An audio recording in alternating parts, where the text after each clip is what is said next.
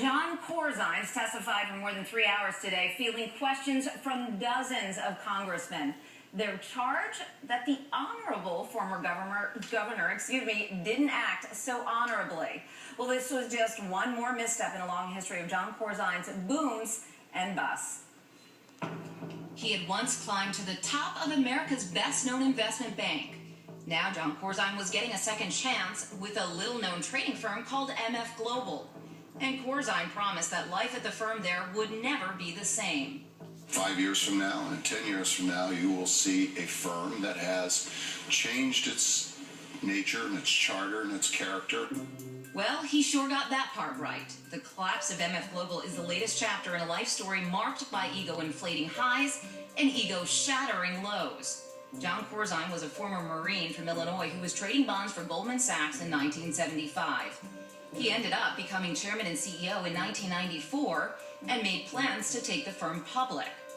But then he ran into an immovable force, Hank Paulson, the future Treasury Secretary, who deposed Corzine in a palace coup. Corzine was crushed, but when he left Goldman in 1999, he was worth an estimated $500 million. He spent $62 million of that running for a Senate seat from New Jersey. Corzine was 30 points behind the polls at one point, but ended up winning the most expensive Senate race in history. By 2005, Corzine was running for governor of New Jersey. Are there Democrats in the House tonight? He won and proceeded to take a number of unpopular steps. Corzine shut down the government for a week, had the legislature boost sales taxes by more than $1 billion, and called for a drastic increase in highway tolls.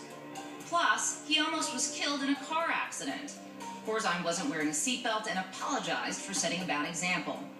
Corzine's approval ratings were bad and got worse. That set up a bitter fight for re-election in 2009 with a former federal prosecutor. Corzine lost by 3.5 percentage points.